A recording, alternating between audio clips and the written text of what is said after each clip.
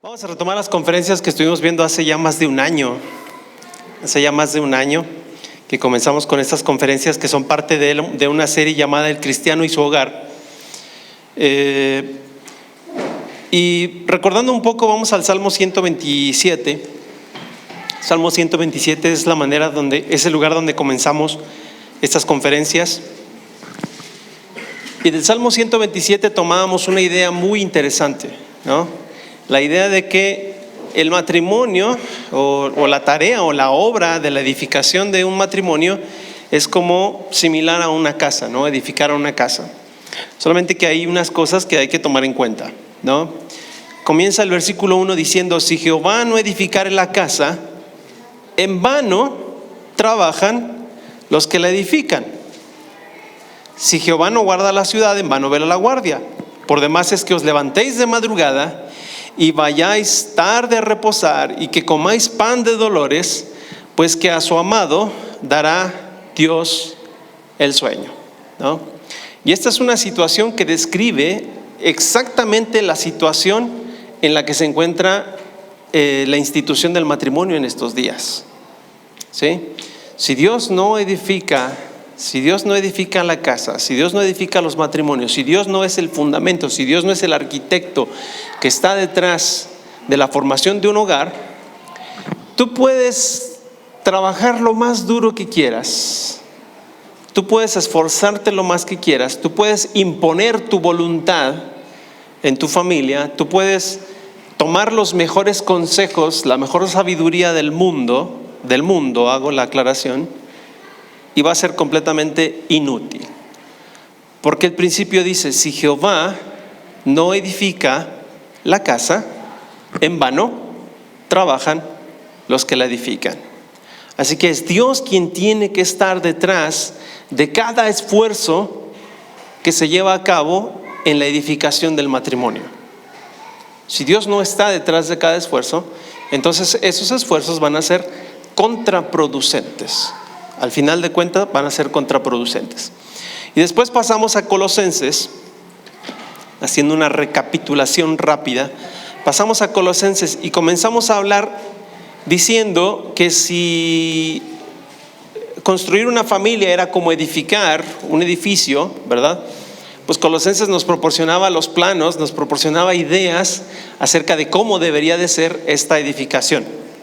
No sé. Empezamos a hablar de cuáles deberían de ser las características de los trabajadores. Hablamos en Colosenses capítulo 3, versículo 12.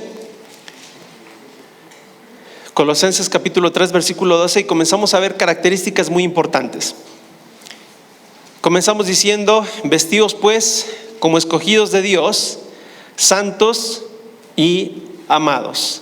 Y comenzamos diciendo que esa era la primera característica. La primera característica para poder edificar un matrimonio de manera exitosa era estar vestidos como escogidos de Dios, ¿sí? Y eso es algo que yo voy a decir, que no quiero que se piense que es discriminatorio, sino sencillamente que se entienda que es una verdad espiritual, ¿sí?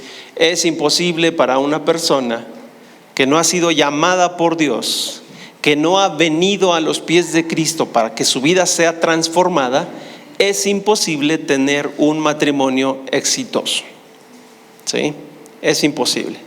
Pueden tener un matrimonio tolerable, que al final de cuentas eso es lo que termina ocurriendo, ¿verdad? Sí, bueno, nos aguantamos. ¿Cuánto tiempo? Hasta que se van los hijos, o no sé, a veces toda la vida, ¿no? Pero nos aguantamos. No disfrutamos la esencia de lo que Dios proveyó en el matrimonio. Y continuamos hablando de las características que deben de tener todas estas personas, pero la más importante de ellas era ser nacido de nuevo. Ser nacido de nuevo es una característica indispensable para tener éxito en la formación, no solamente de un matrimonio, sino de un hogar, de una familia. Y más adelante comenzamos a hablar ya de los papeles que había en la edificación, ¿no? Hablábamos de que un edificio, ¿sí? No todos son arquitectos, no todos son ingenieros, no todos son maestros de la obra, No todos son obreros, hay diferentes roles. No quiere decir que un rol sea más importante que otro. Nosotros tenemos esa visión como sociedad de que los que tienen un más alto grado de estudios son más importantes que los que tienen estudios más bajos. Pero la verdad es que si el maestro, ¿verdad?, que hace la mezcla, no lo hace adecuadamente, el edificio se va a caer de todas maneras. No importa que tenga el mejor arquitecto del mundo, ¿es verdad? Bueno, entonces desde la perspectiva de Dios, todos los roles son importantes a la hora de la formación del matrimonio. Y vamos allá a Colosenses, y en Colosenses capítulo 3 versículo 18 comenzamos a hablar acerca de los diferentes roles que existían en el matrimonio. Comenzamos diciendo: casadas, estad sujetas a vuestros maridos como conviene al Señor. Maridos, amad a vuestras mujeres y no seáis ásperos con ellas. Hijos, obedeced a vuestros padres en todo, porque esto agrada al Señor. Y padres, no exasperéis a vuestros hijos para que no se desalienten. Y aquí en estos pocos versículos cubrimos todo lo que es importante en la formación de una familia, ¿sí? Los elementos importantes en la formación de una familia son la esposa, el esposo, los padres, los hijos. Cualquier elemento ajeno a esto no es parte de la familia nuclear diseñada por Dios. Debemos de entender eso, ¿sí? Cualquier elemento ajeno, extraño a esto, no es parte del diseño ideal de la familia, ¿sí? Si la suegra, ya lo decía Chucho, ¿verdad? Si la suegra se entromete mucho, si el suegro se entromete mucho, si hay personas de afuera viviendo en el seno familiar, entonces todas estas cosas van a ser obstáculos, ¿sí?, más que ayudas, aunque a veces lo vemos como ayuda por cuestiones financieras o prácticas. En realidad espiritualmente y funcionalmente van a ser obstáculos, ¿sí? Entonces las funciones elementales son esposo, esposa, padres, hijos, ¿sí? Fuera de eso hay problemas. Fuera de eso hay problemas, ¿sí? Esto debe de quedarnos muy claro, porque desgraciadamente este concepto de familia nuclear establecido por Dios, ¿sí?, hoy en día ha desaparecido, se ha diluido y se ha convertido en un montón de conceptos más para englobar a todas las familias, los supuestos estilos de familias que existen. Y desgraciadamente eso ya lo pueden ver ahora hasta en los libros de educación de los niños, ¿no? Que ya no hay, la familia tradicional es esta que les acabamos de mencionar, pero no es la única que existe. Existen como 20 o 30 diferentes tipos más de familia que son igualmente válidos e importantes. Eso es mentira. Eso es mentira. El diseño de Dios fue este.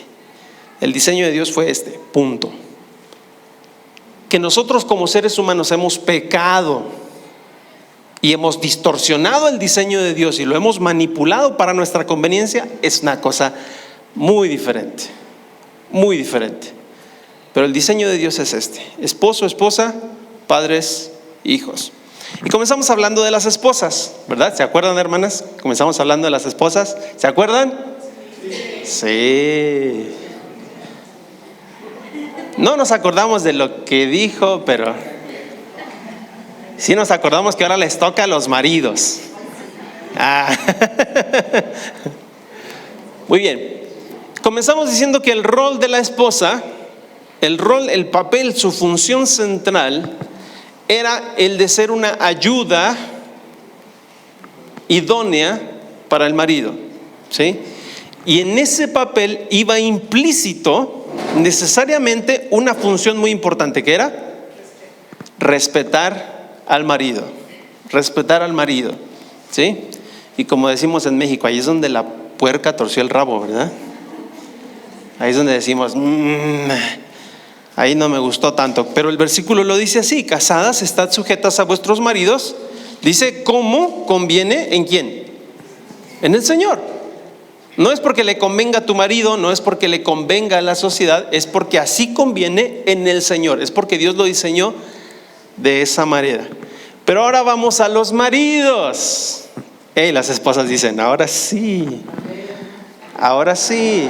Ahora vamos a los maridos. ¿Y cuál es el papel del marido en el hogar? Pues el versículo 19 lo dice claramente: maridos, amad a vuestras mujeres y no seáis ásperos con ellas. Información importante, ¿verdad, hermanas?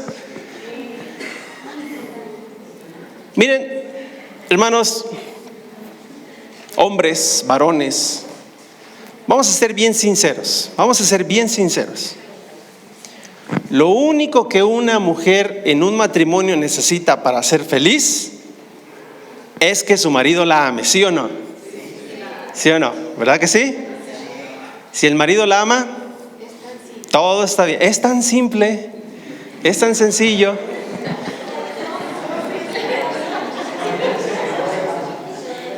Vamos a ver qué tan sencillo es. Vamos a ver qué tan simple y qué tan sencillo es. ¿Sí? Lo único que la esposa necesita es que el marido la ame, ¿no? Pero es muy importante que el marido se lo haga saber, ¿sí o no? ¿Verdad que sí? Que el marido se lo haga saber. Ahora, una advertencia.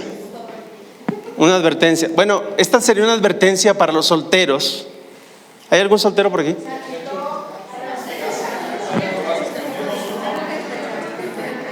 Una advertencia para los solteros.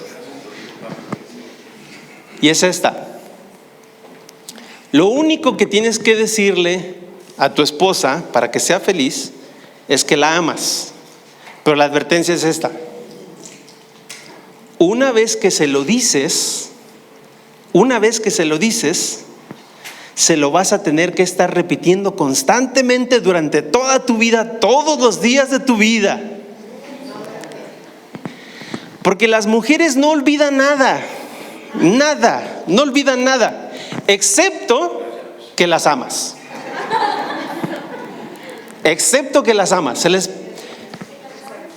Tú les puedes dar cualquier pieza de información acerca de tu vida y lo van a recordar toda su vida con lujo de detalles. Si te equivocas en algo, se van a acordar de eso toda su vida, no se les va a olvidar. Cualquier información que le des, le va a quedar grabada, excepto el hecho de que la amas. Eso se le va a olvidar constantemente. Entonces se lo tienes que recordar constantemente, ¿no? No sé, mire, les doy un ejemplo. Yo, por ejemplo, a mi esposa le puedo decir, o cualquiera de ustedes le puede decir, amo la birria, ¿no? Amo la birria, ¿no? ¿Cuántas veces se lo tienes que decir? Una vez. No lo va a volver a olvidar, ¿no? Ninguna vez, nunca, en la noche, a medianoche, te va a codear y te va a decir, viejo, ¿estás despierto? Sí, ¿qué pasa? Sí. Oye, ¿amas la birria?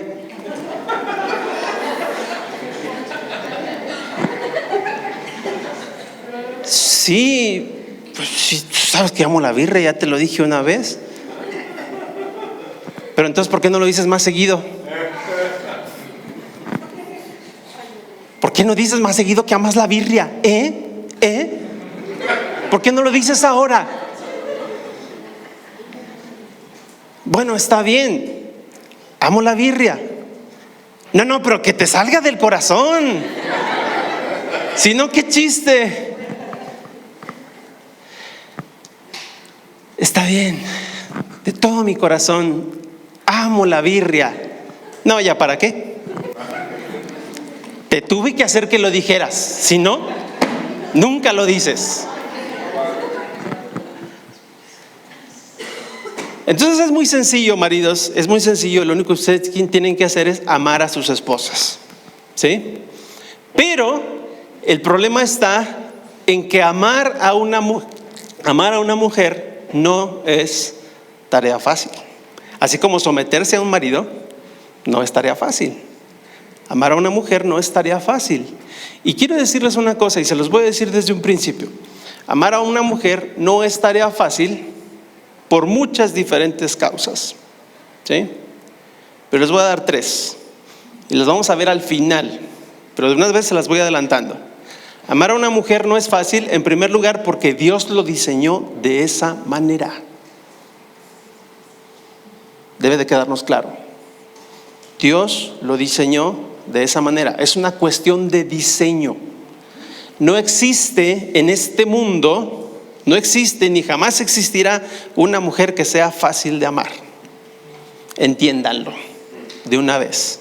Eso les va a quitar muchos problemas, porque de repente van a decir, uy, ahí cuando las cosas se ponen difíciles, uy, si me hubiera casado con otra fulanita. No importa con quién se hayan casado, hubiera sido lo mismo, no importa. Entonces, por cuestión de diseño, no es fácil amar a una mujer. En segundo lugar, por cuestión del pecado, por causa del pecado, por causa de la caída del hombre, lo vamos a ver en detalle, no es fácil amar a una mujer. Y finalmente, caballeros, por una cuestión de una maldición que Dios puso sobre la humanidad, no es fácil amar a una mujer. Y lo mismo aplica para respetar al marido, ¿sí? Respetar al marido no es fácil porque es una cuestión de diseño, las diferencias que hay, porque hubo un problema de pecado, por causa del pecado, no es fácil someterse al marido, y también por causa de una maldición que Dios puso sobre la humanidad, no es fácil respetar al marido, ¿sí? Entonces, no es fácil amar a una mujer, no es fácil respetar a un marido, y vamos a ver cómo todo esto se une en la función del esposo en la familia. ¿Cuál es la función del esposo en la familia? Amar a su mujer. ¿Cómo puede hacerlo? Esa es la pregunta. ¿Cómo puede el hombre amar a su mujer? Para eso tenemos que ir al principio de todo, al origen de todas las cosas, y vamos a abrir nuestras Biblias en Génesis capítulo 2.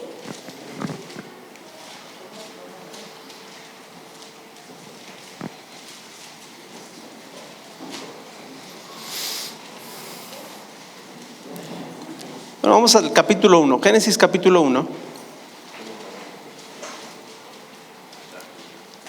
Vamos a comenzar desde el mero origen de la humanidad, que es el versículo 26. Entonces dijo Dios: hagamos al hombre a nuestra imagen, conforme a nuestra semejanza, y señoree en los peces del mar, en las aves de los cielos, en las bestias, en toda la tierra y en todo animal que se arrastra sobre la tierra. Y creó Dios al hombre a su imagen, a imagen de Dios lo creó, varón y hembra los creó. Y los bendijo Dios y les dijo: fructificad y multiplicaos, llenad la tierra y sojuzgadla, y señoread en los peces del mar, en las aves de los cielos y en todas las bestias que se mueven sobre la tierra. Y al final del capítulo dice: y vio Dios todo lo que había hecho, y he aquí que era bueno en gran manera, y fue la tarde y la mañana del día sexto. Así que tal y como lo dijo Paloma, tal y como lo mencionó Paloma en su testimonio, lo primero que uno tiene que entender es que la relación que existe entre un hombre y una mujer no es un constructo social, ¿sí? No se fue gestando a lo largo de las décadas, a lo largo de los siglos, en nuestras sociedades orientales, occidentales, etcétera, etcétera. ¿Sí? El diseño del matrimonio no es un constructo social, fue una idea divina. Y por lo tanto, al haber sido una idea divina, tiene un diseño divino y una forma correcta de llevarse a cabo. La mujer tiene una función, ya lo vimos, y el hombre tiene una función, ¿sí? ¿Cuál es el valor y la función del hombre de acuerdo al propósito que Dios le dio? Y cómo el hombre puede amar a su mujer cumpliendo con esa función y con ese diseño. Ahora, hablando de este tema, hay algo que me pesa mucho en el corazón y en la conciencia. Les voy a confesar algo, ¿ok? Les tengo mucha confianza. Les voy a confesar algo que me pesa en la conciencia y me duele mucho haberlo hecho, y es esto. Fui al cine a ver la película de Barbie.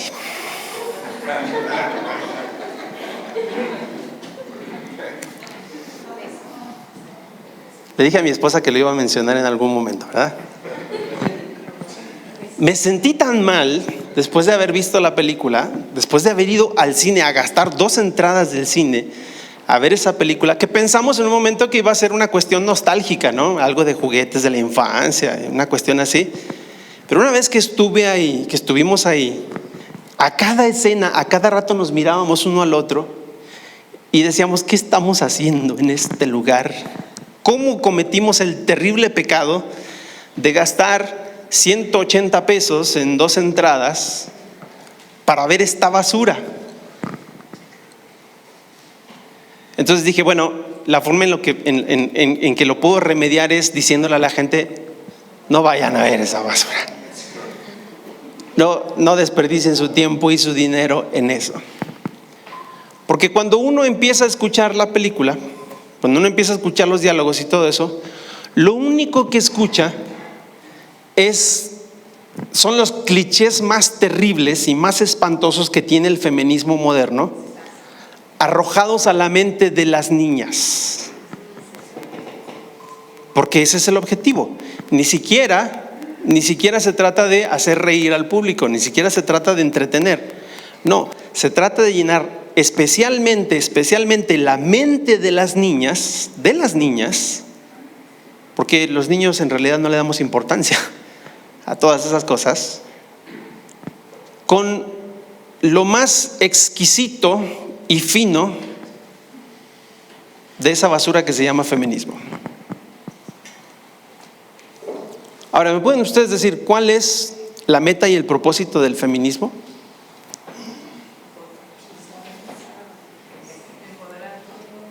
¿Empoderar a las mujeres?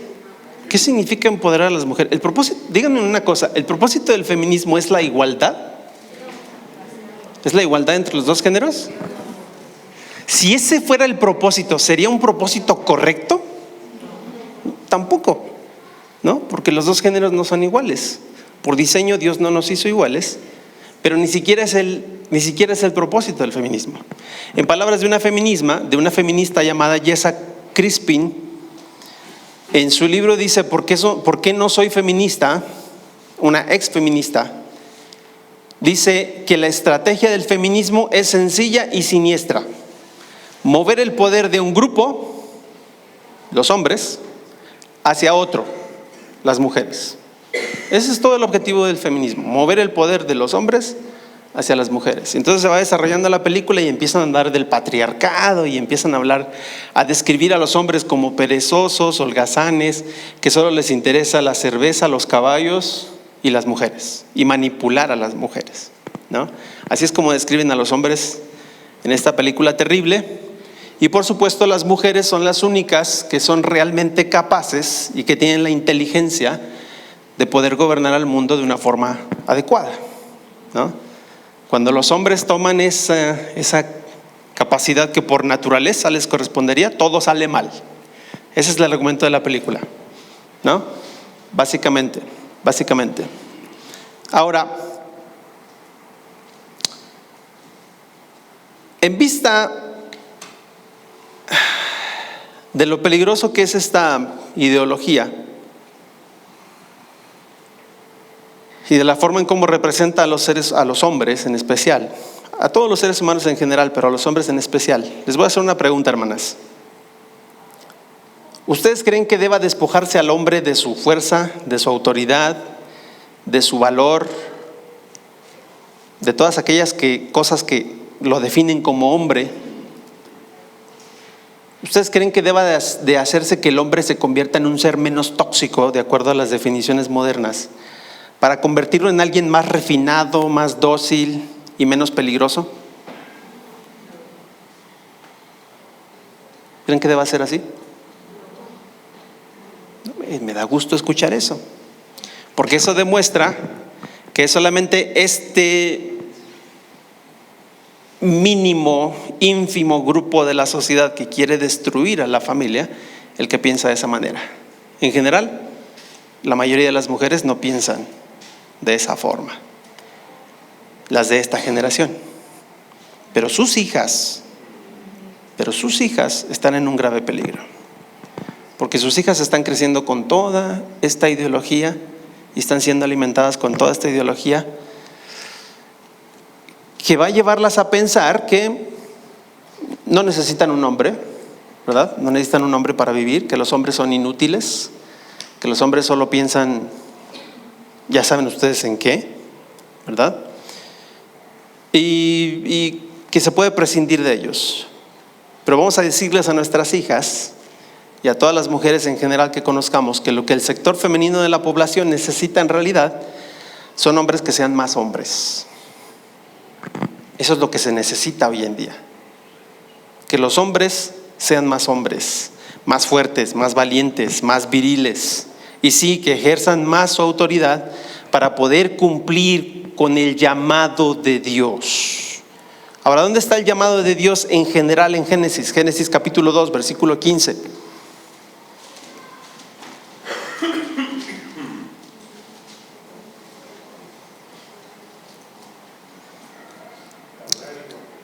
La primerísima tarea que se le da al hombre, la primerísima tarea, la que describe el propósito por el cual fue creado, está aquí, en Génesis capítulo 2, versículo 15, que dice: tomó pues Jehová Dios al hombre y lo puso en el huerto de Edén, ¿para qué? Lo labrara y lo guardase. ¿Sí? Dos cosas que el hombre tiene que hacer, para demostrarle su amor a la mujer. ¿Sí? No es llevarle flores, no es llevarle serenata, no es ser romántico, porque vamos a ser honestos, si hay algo que es un constructo social, es el romanticismo. Eso sí es un constructo social, eso fue un invento reciente. Entonces vamos a ser honestos. ¿Cómo es que se le demuestra a una mujer que se le ama verdaderamente? Cumpliendo con la función que Dios le dio, que fue la de proteger y servir. Labrar y guardar, estas dos palabras, vamos a traducirlas a un lenguaje más actual. Labrar nos habla la idea de trabajar, servir, ¿sí? Con nuestras vidas sustentar las vidas de los que dependen de nosotros, y guardar, o sea, proteger. La función del hombre en su familia es esta. El hombre fue diseñado por Dios para ser una criatura que protegiera y sirviera. Cuando el hombre deja de cumplir con estas funciones, empieza todo un mar de problemas, ¿no es así? Una serie de terribles problemas. Ahora, Génesis capítulo 1, versículo 26, nos dice que Dios diseñó al hombre para que fuera, ¿a qué cosa? A su imagen y semejanza. La idea de Dios para el hombre es que fuera un pequeño representante de Dios sobre la tierra. ¿Sí? ¿Por qué otra razón haría Dios al hombre a su imagen y semejanza? Sino porque Él quería que el hombre reflejara la dignidad, la magnificencia y el señorío de Dios sobre la tierra. Así que, paso por paso, en primer lugar vamos a ver que el propósito de Dios para el hombre es que sea un representante de su señorío. ¿Sí? Vamos a definir la función, el papel del hombre en el hogar en 3 pasos. El primer paso es este: el propósito de Dios para el hombre es que sea un representante de su señorío. Y esto queda aquí grabado con letras de fuego en el versículo 26. Hagamos al hombre a nuestra imagen, conforme a nuestra semejanza. Pero el versículo 27 hace una aclaración muy importante. Para que el hombre pueda ser completamente a imagen y semejanza de Dios, necesita manifestarse en 2 partes. Versículo 27, ¿qué dice? Y creó Dios al hombre a su imagen, a imagen de Dios lo creó, ¿qué dice? Varón y hembra los creó. Varón y hembra los creó. Y esto debe de darnos la idea clara, perfecta, íntegra, de que un hombre solo, un hombre soltero, es un hombre incompleto. Hoy en nuestros días estamos idolatrando a la soltería.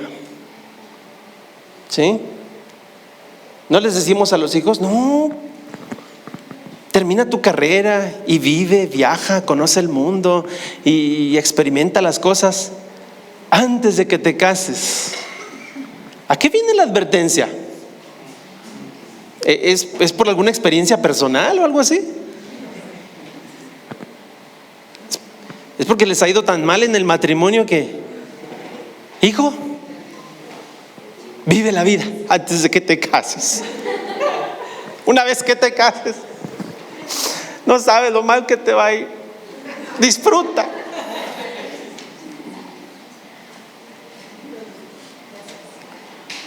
Pero ese no era el propósito de Dios. A la hora de diseñar al hombre, Dios lo diseñó como un conjunto de dos partes. Y cuando Dios dice creó al hombre a su imagen y semejanza, para que pueda ser a su imagen y semejanza, Dios los creó varón y hembra. Y ustedes van a decir, pero si nomás hizo Adán, ¿y dónde estaba Eva? Ya estaba dentro del hombre. Ya era parte del diseño de Dios desde un principio. Varón y hembra los creó. La soltería nunca fue parte de la idea del diseño de Dios. Nunca, jamás, jamás. Un hombre soltero es un hombre incompleto. Es un hombre incompleto. Así que si el propósito de Dios es que el hombre refleje el señorío de Dios, para que pueda hacer eso, tiene que completarse con una mujer. ¿Por qué idolatramos tanto la soltería? Porque desgraciadamente hemos destruido tanto el matrimonio que ya no es lo que Dios diseñó en un principio que fuera. El matrimonio ya no refleja la gloria de Dios de la manera en que Dios pensó que lo tenía que hacer. Y eso fue consecuencia del pecado. Del pecado. Así que le voy a hacer una recomendación. En lugar de decirle a su hijo que ande solterito por ahí, viviendo la vida, gozando antes de someterse al martirio del matrimonio, mejor esfuércese por modelar el matrimonio como la cosa gloriosa que Dios diseñó que fuera, para que su hijo sepa escoger correctamente, su hijo o su hija sepa escoger correctamente a su pareja. Porque ¿sabe una cosa? Los hijos tienden a repetir. Los hijos tienden a repetir. Si usted fue malo o mala para escoger, al rato va a ver al yerno, a la yerna. A la nuera, perdón.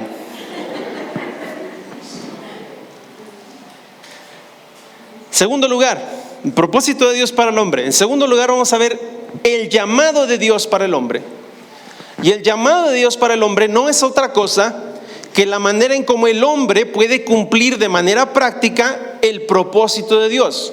¿Cómo es que el hombre puede cumplir? ¿Qué es lo que el hombre tiene que hacer para hacer la imagen, para hacer el reflejo de Dios? Esto lo vamos a ver en Génesis capítulo 2, de los versículos del 15 en adelante. Lo puso en el huerto para que lo labrara y la guardase, sus funciones principales, proteger y servir.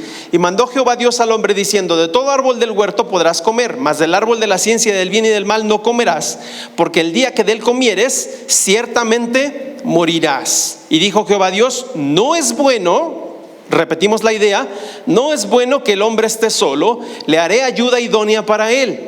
Jehová Dios formó pues de la tierra toda bestia del campo y toda ave de los cielos, y los trajo a Adán para que viese cómo las habría de llamar. Y todo lo que Adán llamó a los animales vivientes, ese es su nombre. Y puso Adán nombre a toda bestia y ave de los cielos y a todo ganado del campo. Mas para Adán no se halló ayuda idónea para él. Dios dijo: ningún problema. Entonces Jehová Dios hizo caer sueño profundo sobre Adán, y mientras éste dormía, tomó una de sus costillas y cerró la carne en su lugar. Y de la costilla que Jehová Dios tomó del hombre, hizo una mujer y la trajo al hombre. Dijo entonces Adán: esto es ahora hueso de mis huesos y carne de mi carne. Esta será llamada varona, porque del varón fue tomada. Por tanto, dejará el hombre a su padre y a su madre, y se unirá a su mujer, y serán una sola carne. Y estaban ambos desnudos, Adán y su mujer, y no se avergonzaban.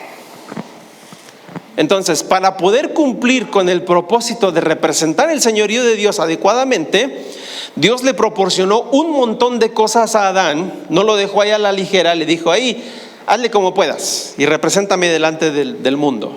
No. En primer lugar, le dio instrucciones precisas. Si ustedes se fijan, del versículo 16 al versículo 20, Dios le da instrucciones precisas a Adán de lo que tiene que hacer. Tienes que cuidar el huerto, tienes que nombrar a los animales, y tienes que cuidarte de no comer de ese árbol que está en medio del huerto, que es el árbol del bien, de la ciencia del bien y del mal. Instrucciones precisas. En segundo lugar, le dio ayuda idónea para llevarlo a cabo. ¿Sí? Versículos del 20 al 24 relata específicamente cómo creó Dios a Eva y de dónde salió. Salió de adentro del hombre. Le proporcionó una ayuda idónea. ¿Sí? No está solito el hombre para cumplir con su tarea. Y en tercer lugar, le dio el ambiente laboral perfecto. ¿Sí? Y con esto quiero hacer una mención. Cuando de repente nosotros pensamos, ¿sí?, que nuestro ambiente, nuestro medio ambiente es el culpable de los males de la humanidad, estamos completamente equivocados. ¿Sí? Porque de repente decimos: ay, si viviera en otro país sería más feliz. Ay, ¿quién me diera por vivir en Suiza, donde todo es perfecto y bonito, ¿no? Le voy a decir una cosa. La verdad es que a los 3 días de estar en Suiza ya está ya diciendo: oye, extraño mis tortillitas y mis frijolitos. Era feliz y no lo sabía. No, la verdad es que sin importar lo bueno que sea el ambiente a nuestro alrededor, el ser humano tiene la tendencia a ser infeliz. Tiene la tendencia a querer lo que no tiene. ¿Sí? Y si el ser humano tuviera pura felicidad, sería feliz por no poder ser infeliz. Así. Sería infeliz por no poder ser infeliz. Así. Así. Eso es lo que pasó aquí, ¿no es así? ¿No es así? ¿No tenían el lugar perfecto? ¿Había enfermedades? ¿Había necesidades? ¿Les hacía falta guía? ¿Les hacía falta instrucción? ¿Les hacía falta sabiduría? ¿Les hacía falta, no sé, alimento? ¿Qué les hacía falta? ¿Educación? Nada. Nada. Tenían el ambiente perfecto y aún así la cosa se vino abajo. ¿Sí? Aún así la cosa se vino abajo. Fíjense bien, el equipo de trabajo creado por Dios, llamado matrimonio, era tan formidable, era tan espectacular, que Satanás no se atrevió a atacarlo de frente. ¿Sí? Satanás no se paró ahí, no se manifestó enfrente de Adán y Eva y les dijo: vénganse, vamos a disputarnos aquí a ver quién puede ser el dueño de la tierra. No se atrevió. Si entendemos cómo Dios creó tan perfectamente a Dios, al hombre, Adán y Eva los creó tan perfectamente a su imagen y semejanza, que ni el mismísimo diablo se atrevió a enfrentarlos juntos. ¿Sí se da cuenta de eso? ¿Sí entiende la maravilla de un matrimonio funcionando correctamente a la imagen de Dios? Ese es el poder de un matrimonio que vive conectado a Dios. Es el poder de un matrimonio que vive en obediencia.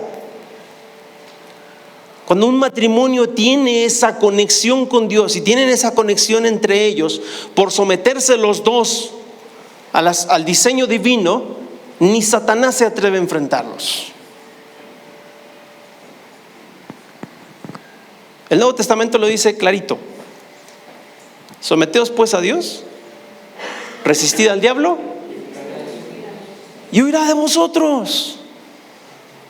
No tiene ni el poder ni la autoridad para enfrentarnos cuando vivimos sometidos a Dios, a la voluntad de Dios.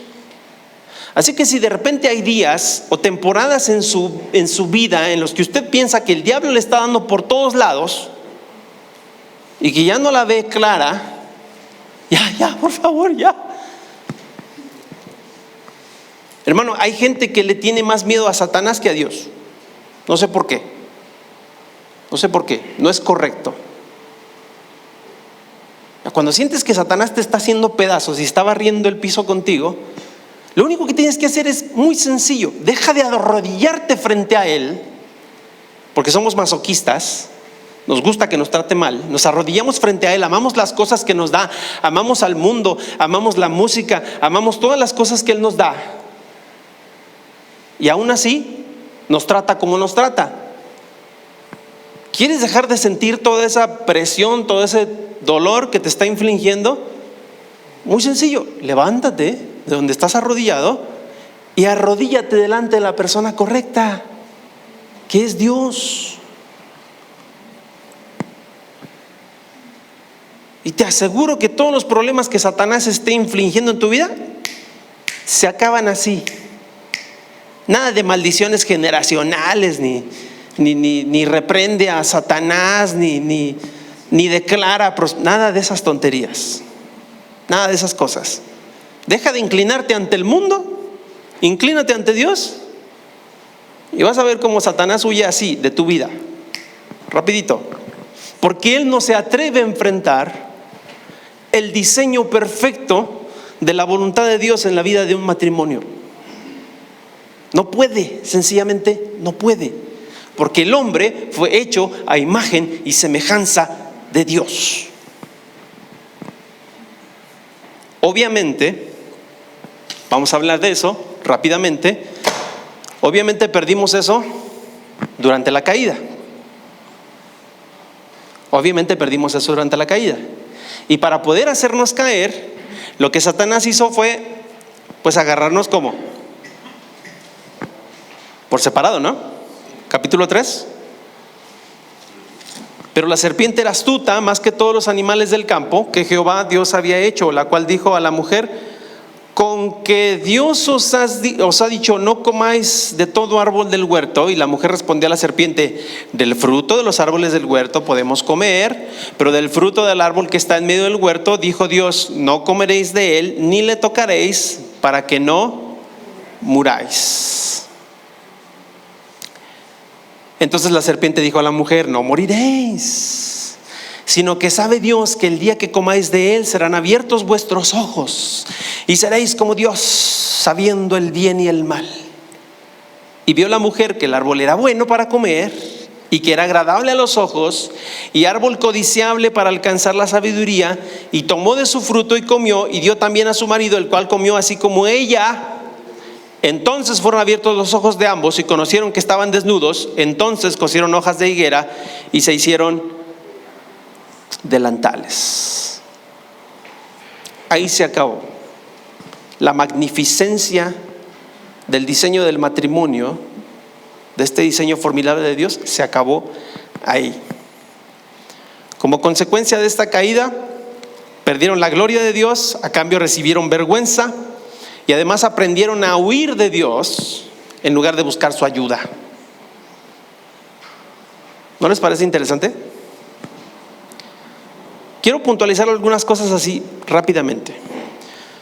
Cuando Satanás estaba hablando con la serpiente, ¿dónde estaba el hombre? Cuando Eva estaba hablando con la serpiente, ¿dónde estaba el hombre? ¿Dónde estaba Adán?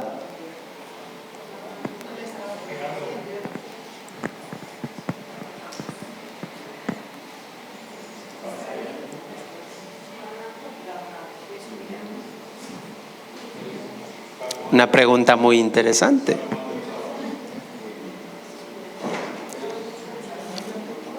Miren, aquí podemos hacer varias especulaciones, pero las dos más sencillas son estas.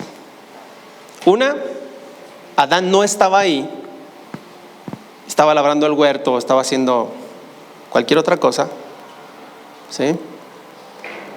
Y en cuyo caso estaba haciendo lo que Dios le puso a hacer, ¿sí?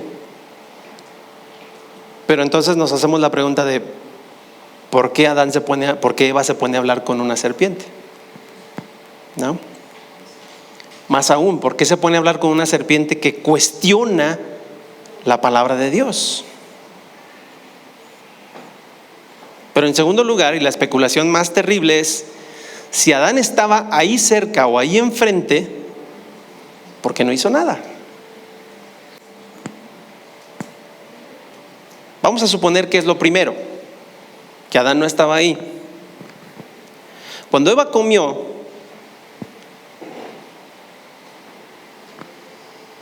y después le dijo a Adán, mira, no me morí, está bien bueno, cómelo tú también. ¿Cuál debió de haber sido la reacción de Adán?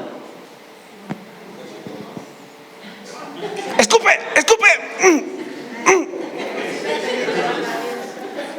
¿No? ¿Qué hiciste?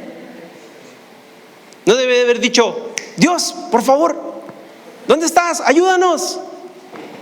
Eva comió del fruto, ¿qué podemos hacer? ¿No era lo más obvio? ¿No era lo más correcto? Bueno, como consecuencia del pecado, lo que hacemos ahora es, en lugar de buscar ayuda de Dios, nos escondemos de Dios. Y ahora, como consecuencia también del pecado, en lugar de reconocer nuestro error, siempre tendemos a culpar al otro. ¿Sí se fijó? Adán, ¿qué hiciste? ¿Qué dijo Adán?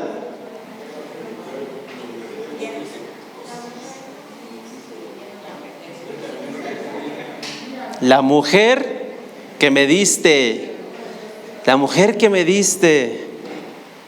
¿Saben una cosa, hombres? Es bien terrible cuando ustedes, debiendo de ser los líderes de su casa, espiritualmente hablando, culpan de los problemas de su familia a su esposa.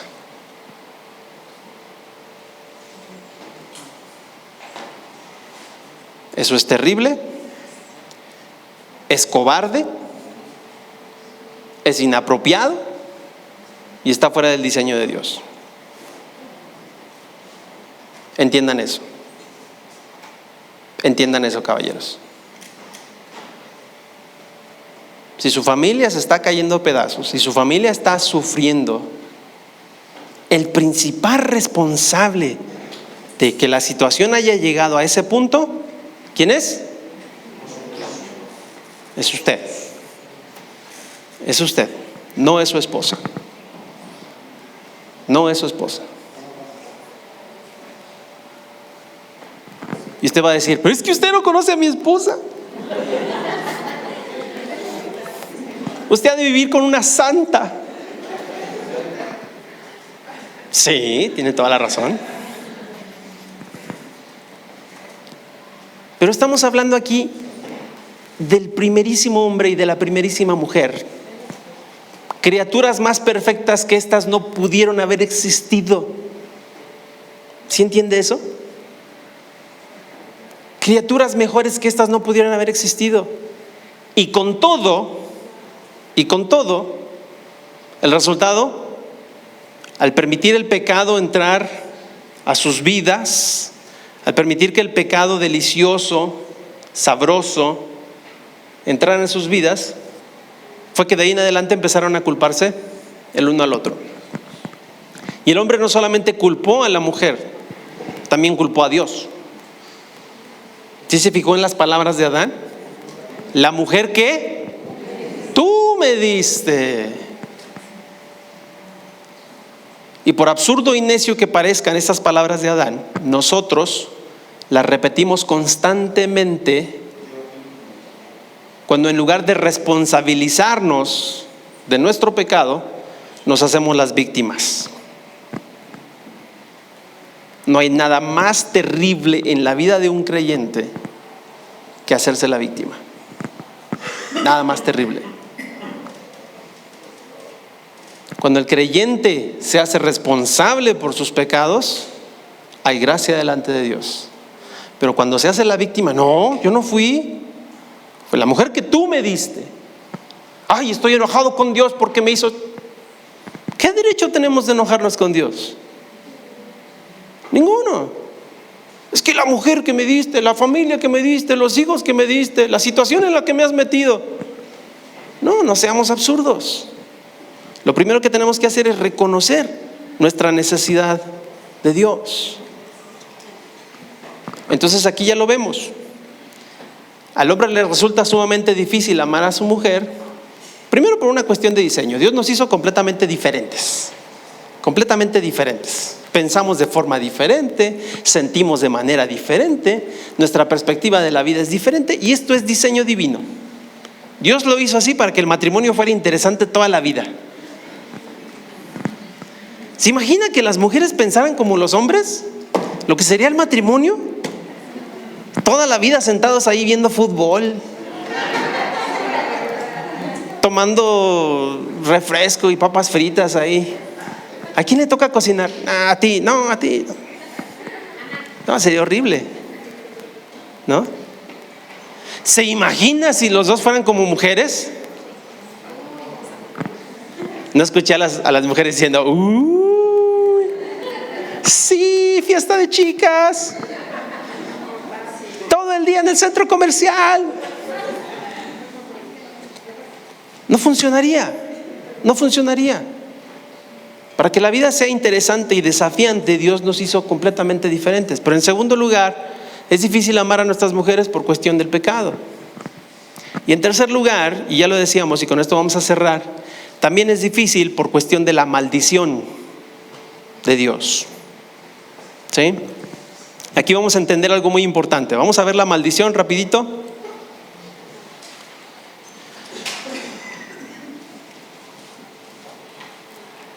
Y Jehová Dios dijo a la serpiente, la primer maldita: por cuanto esto hiciste, maldita serás entre todas las bestias y entre todos los animales del campo. Sobre tu pecho andarás y polvo comerás sobre todos los días de tu vida. Y pondré enemistad entre ti y la mujer, y entre tu simiente y la simiente suya. Esta te herirá en la cabeza y tú le herirás en el calcañar. A la mujer dijo: multiplicaré en gran manera los dolores en tus preñeces. Con dolor darás a luz los hijos, y tu deseo será para tu marido, y él se enseñoreará de ti. Y al hombre dijo: por cuanto obedeciste a la voz de tu mujer y comiste del árbol que te mandé diciendo, no comerás de él, maldita será la tierra por tu causa, con dolor comerás de ella todos los días de tu vida. ¿A quién le afectó la maldición de Dios hacia la mujer? ¿A quién le afectó? ¿A quién? A ella misma. A ella misma. A ella misma. ¿Cuál fue la maldición? Con dolor darás a luz. ¿Sí? Ahora díganme, ¿a quién le afectó la maldición al hombre? A toda la creación. A toda la creación. ¿Sí? Ahora entendemos por qué la mujer se tiene que someter al hombre. Porque cuando el hombre toma una decisión equivocada, no solamente le va a afectar a él, le va a afectar a todos. Le va a afectar a todos. Cuando una mujer toma una decisión equivocada, le va a afectar a ella.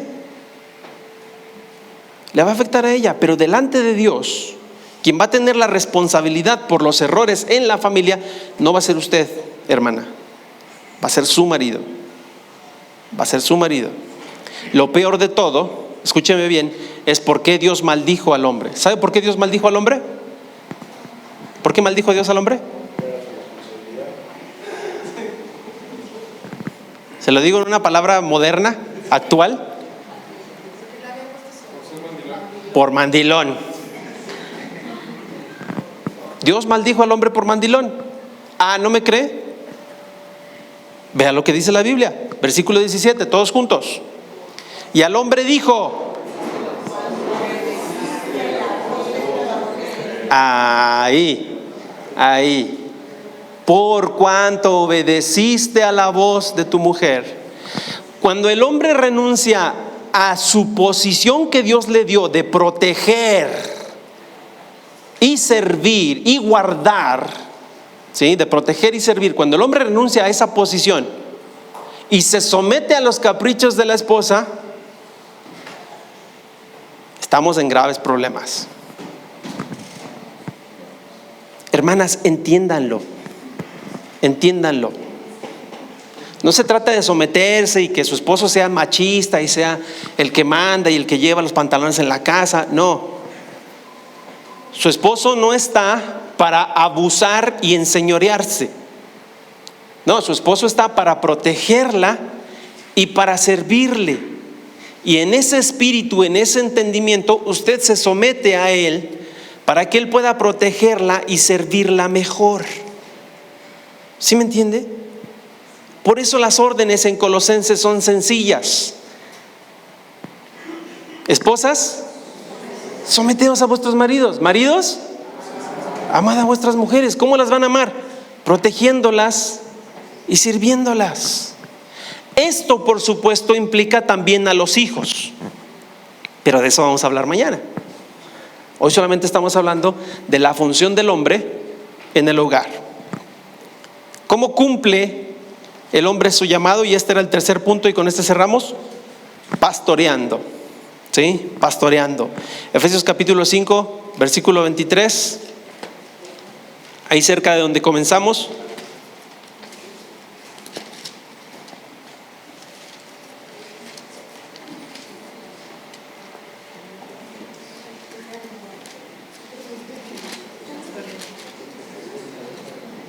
A ver, léanlo que me está costando llegar ahí. Efesios 5:23. Ahí está en la pantalla. Dice: porque el marido, ¿qué cosa? Es cabeza de la mujer, así como Cristo es cabeza de la iglesia, la cual es su cuerpo y él es su Salvador. ¿Sí? Vamos a resumir entonces esto en el clima moderno de las cosas. ¿Sí? ¿El feminismo está mal? ¿Sí o no? Sí. ¿El machismo está mal? ¿Sí o no? Sí. Sí, no podemos amoldarnos a ninguna de las ideas del mundo. ¿Cuál es la idea correcta? ¿El machismo o el feminismo? El diseño divino es la idea correcta. Y en el diseño divino, Dios le mandó a la mujer someterse al marido, pero al marido amar a su mujer, protegiéndola y cuidándola, sirviéndole. ¿Sí? ¿Quieres saber cómo se ve esto? El Señor Jesucristo, en capítulo Juan, versículo 10, dice que el buen pastor su vida da por las ovejas. ¿El pastor tiene la autoridad sobre las ovejas, sí o no? Sí. Sí. Pero uno que es bueno, ejerce esa autoridad a costa de su propia vida. A costa de su propia vida. Entiendan eso, hermanos, entiendan eso, varones. Cuando le dejamos la responsabilidad de la crianza de nuestros hijos a nuestras esposas, cuando le dejamos la responsabilidad económica a nuestras esposas, cuando le dejamos el liderazgo espiritual a nuestras esposas, estamos haciéndonos a un lado y Dios va a traer una maldición sobre nuestras vidas. Cuando no cumplimos, cuando hacemos caso a los caprichos de nuestras esposas, ¿por qué? Es parte de la maldición. ¿Qué dijo Dios en la maldición? Y tú querrás enseñorearte de tu marido. Es parte de la maldición. Entiéndanlo, esposos, ¿sí? Todas las mujeres son iguales. Todas las mujeres van a querer enseñorearse de sus maridos, es parte de la maldición. Todos los hombres son iguales, ¿sí? Todos los hombres van a querer echarse atrás cuando la oportunidad se les dé y después darle la culpa a la mujer. Fue ella. Para que estas cosas no pasen, cada quien en su rol que le corresponde. La mujer sométase a su marido, el hombre ame a su esposa como un pastor. Como un pastor. ¿Sabe qué sería muy lindo? Les voy a dejar a los hombres un desafío.